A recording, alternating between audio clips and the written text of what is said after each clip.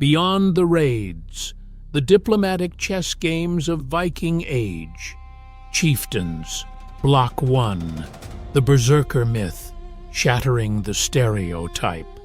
Imagine the scene: a foggy fjord at dawn, the clash of iron axes against shields echoing like thunder. A hulking Viking berserker, eyes wild with rage, foams at the mouth as he charges into a Saxon village. Blood sprays across thatched roofs, screams pierce the salt-laced air.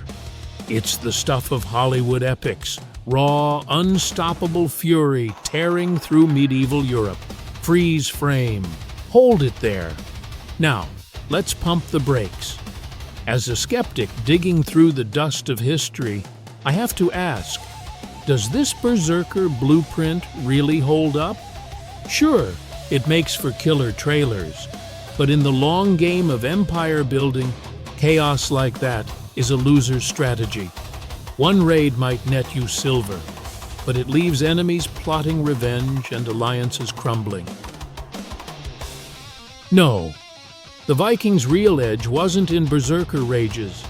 It was in boardroom maneuvers, shadowy spies, and a geopolitical savvy that would make modern diplomats blush. This investigation flips the script. Viking success hinged on talks, not just tomahawks. How did these so-called barbarians outmaneuver Europe's educated kings on their own turf? We'll unearth the evidence, forgotten peace pacts that historians sideline for gore-soaked sagas. Stick around, the real raid is on your assumptions. Block 2, Throne on the Deck, Northern Internal Politics. Picture a longship's deck, not as a battlefield, but a floating council chamber. The Konung, Scandinavia's chieftain, was no iron-fisted tyrant. His power was a delicate tightrope, balancing clan loyalties like a mafia don juggling board members. One wrong step, and your empire splintered into feuds. Who held the real strings?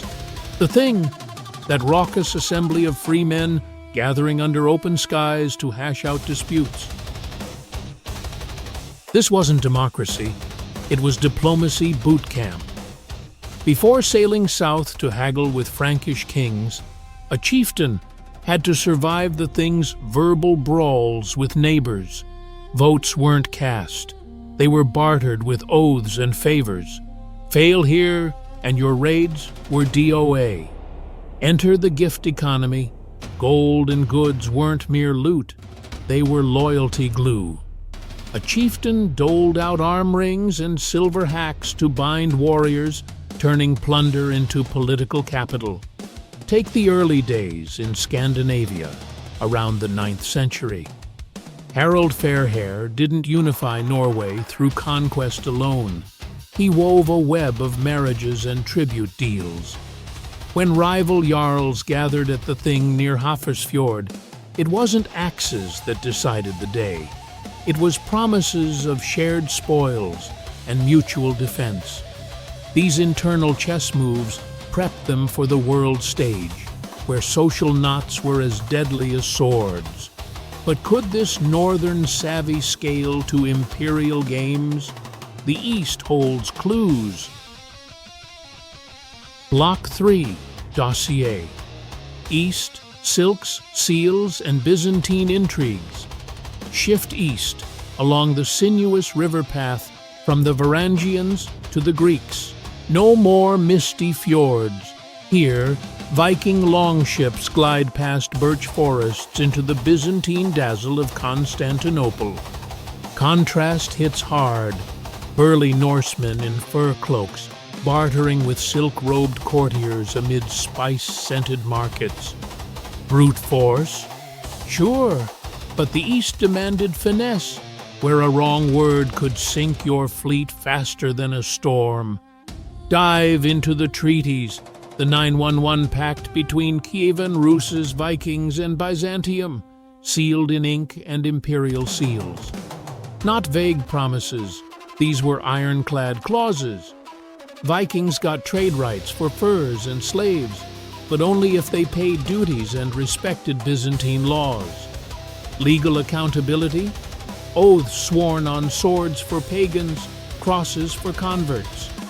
Fast forward to 944, Emperor Romanos I sweetened the deal with annual subsidies, turning raiders into reliable partners. Cynical? Absolutely. Pragmatic? Genius. Vikings didn't just trade, they infiltrated. The Varangian Guard, elite Norse mercenaries shielding the emperor, was diplomatic gold. These weren't mindless muscle, they were embedded influencers whispering intel from the throne room. Reconstruct a summit, a Scandinavian envoy, fur-clad and salt-crusted, faces a eunuch official in a marble hall. Language barrier? Interpreters bridge it with gestures and gifts. The air hums with incense. A seal stamps wax with a thud, binding fates. No berserker roars, just calculated bows. Verdict: in the east, Vikings morphed from conquerors to traders and envoys. Their ships carried more than swords.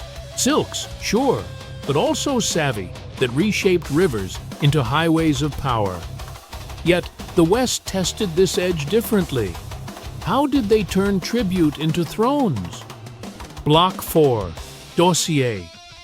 West, Danegeld, and dynastic marriages. Forget the Danegeld as simple shakedown cash. Danish money was a protection racket with perks. Vikings didn't just demand tribute, they offered security services in return, a proto-federalism that stabilized realms. Pay up, and your coasts stayed calm. Was less extortion, more mutual assurance policy.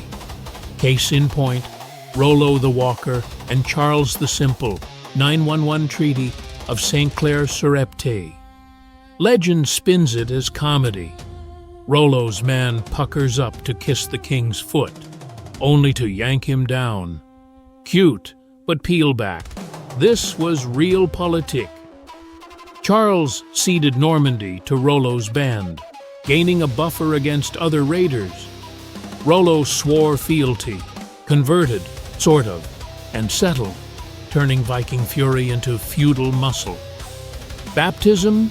Pure strategy. Guthrum's dunk in the river after clashing with Alfred the Great in 878 wasn't piety. It unlocked alliances and markets. Christianity was the entry ticket to Europe's club, swapping Odin for olive branches. And women?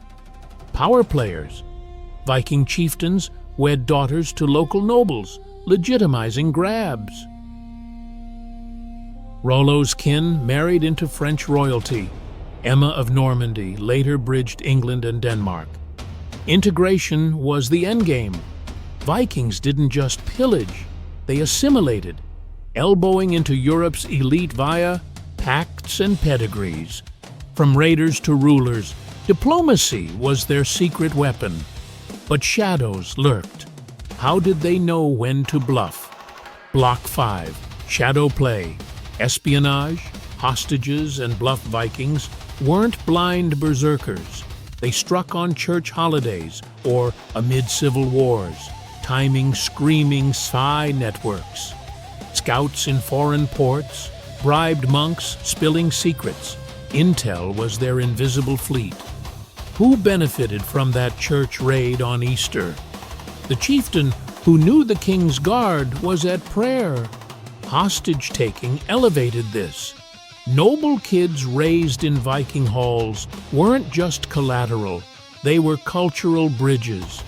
Håkon the Good, fostered in King Athelstan's English court, returned to Norway, blending Saxon smarts with Norse grit. Peace held because blood ties did. Betrayal meant kin in chains. Then, the mind games, bluff built the myth.